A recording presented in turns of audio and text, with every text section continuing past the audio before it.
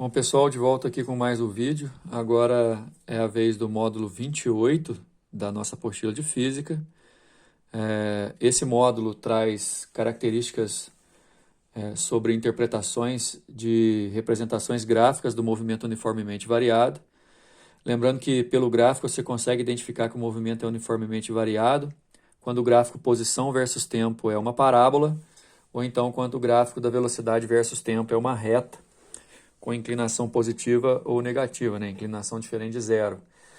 O detalhe é que, a exemplo do vídeo anterior, queria muito mesmo que vocês já tivessem em mente a importância daquele vídeo que eu gravei com o título de Física do Primeiro Ano, módulo 25, Movimento Uniformemente Variado.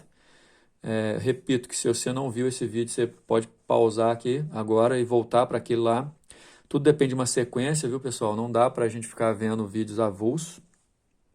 Porque agora nos módulos de 28 até 31, a própria apostila de vocês traz só questões envolvendo exercícios com relação ao movimento uniformemente variado, mais especificamente para as interpretações gráficas.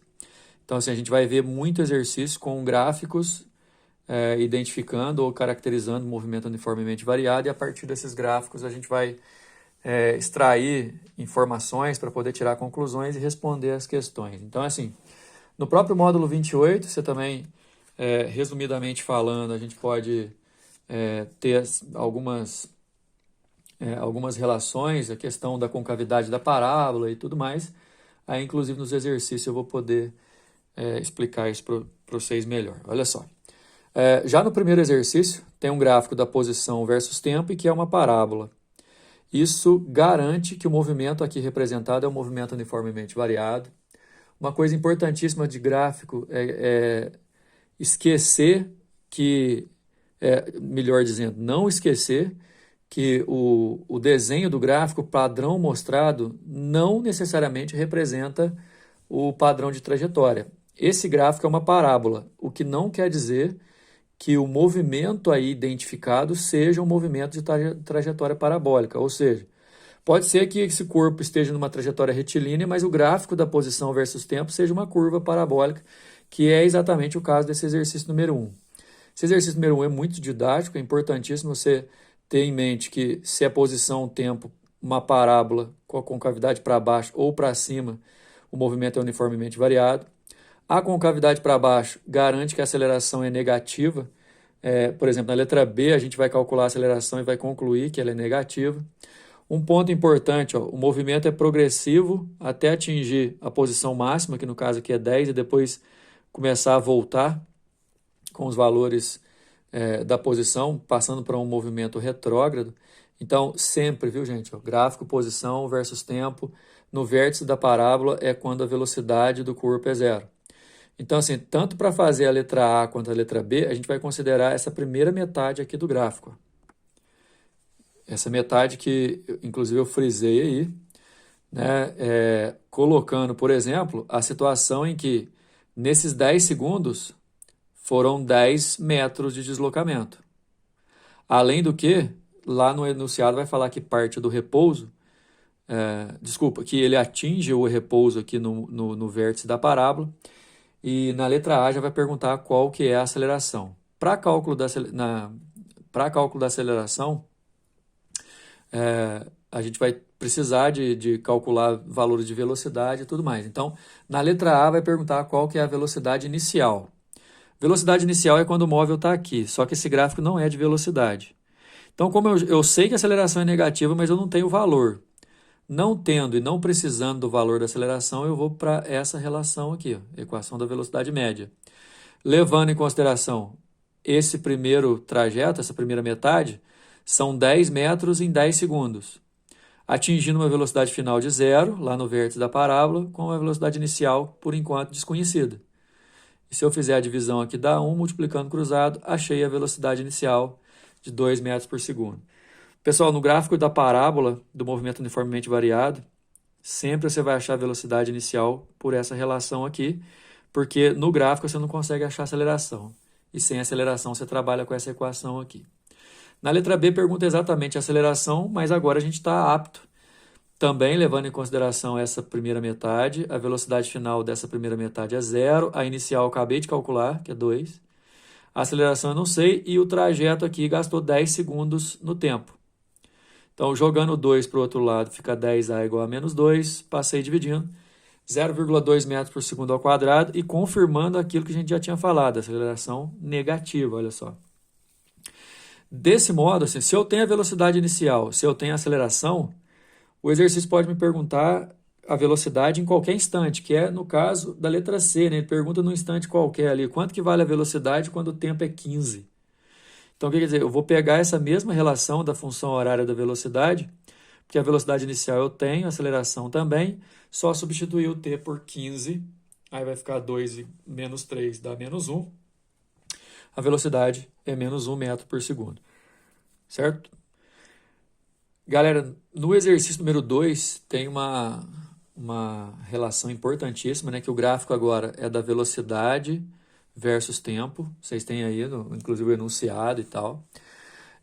O gráfico me mostra, por exemplo, que o móvel estava a 80 km por hora, olhando a unidade, e ele, em 3 segundos, consegue abaixar essa velocidade de 80 para 40, e a partir daí continua com a velocidade no mesmo valor. Ou seja, esse gráfico, embora seja só de velocidade e tempo, identifica 2 movimentos para mim. Ó. Um movimento uniformemente variado, de freada, e um movimento uniforme aqui com velocidade constante. O exercício fala que aí vai ser uma lombada eletrônica, que tipo aquele radar, né, que você vai passar, que a velocidade é 40, então você vai ter que abaixar a velocidade ali, e perguntou o seguinte: determina a distância percorrida entre os instantes t igual a 0, que é aqui nesse ponto, e t igual a 3, em que ultrapassa a lombada. Aí, pessoal, não esquece, gráfico velocidade versus tempo. Para calcular deslocamento, que no caso aí a distância vai ser a mesma coisa, porque não vai ter inversão de orientação do movimento, gráfico velocidade versus tempo, a área vai me dar o deslocamento. Não esquece disso, porque é uma das informações mais importantes, é uma das artimanhas para você resolver a maioria dos exercícios. Quando o gráfico é velocidade versus tempo, você vai conseguir achar o deslocamento em qualquer intervalo fazendo a área. Aí, pessoal, como ele falou de 0 a 3, eu vou calcular a área só aqui. E essa figura é um trapézio, ó, de base maior 80, base menor 40 e altura 3. Só que aí tem um detalhe importantíssimo nessa situação, é a questão da unidade medida, porque a velocidade está em km por hora e o tempo está em segundo, então na hora de usar esse 80 e esse 40, eu vou ter que dividir por 3,6. Bora lá, ó. Área de trapézio, base maior mais base menor, dentro do parênteses, vezes a altura sobre 2. A base maior é 80, só que eu dividi por 3,6. A menor é 40 e eu dividi por 3,6. A altura é 3. Esses dois aqui eu posso juntar, 120 por 3,6, que vezes 3 vai dar 360 por 3,6 dá 100. 100 dividido por 2, 50 metros. A resposta é a letra E. Já aí na tela, você também vai ter o exercício número 3, que é um gráfico não tão convencional, porque é velocidade por deslocamento. Esse gráfico não necessariamente vai servir para a gente, porque mais é quando o eixo horizontal normalmente vai ser o tempo, aí a gente tem mais liberdade assim, em relação às características que a gente estuda no movimento uniformemente variado. Só que assim, ó, é um atleta que ele parte do repouso, ele atinge uma velocidade de 12,5 percorrendo 25 metros, e depois até completar a prova, ou seja, os últimos 75 metros, ele percorre com velocidade constante, certo? Só que aí o exercício pede para você associar esse gráfico aqui a um outro gráfico das opções aí de A até E. Uma coisa importante é que os gráficos das opções que vocês têm para marcar aí são gráficos de velocidade versus tempo. E como a fase de aceleração é um movimento uniformemente variado, de acordo com o enunciado, a fase de aceleração tem que ser uma reta. Então não pode ser a letra D, você já elimina a letra D de dado logo de cara. Agora, uma outra coisa, você vai eliminar a letra E porque a partir de um certo instante, a velocidade fica constante. E na letra E, por exemplo, tem uma fase de velocidade aumentando e a outra de velocidade diminuindo. E não é isso que está mostrando aqui. A velocidade aumenta, depois ela permanece constante até o final dos 100 metros. Então, quer dizer, a gente ficou entre A, B e C e o diferencial entre elas é o tempo total de duração da fase de aceleração e da prova inteira.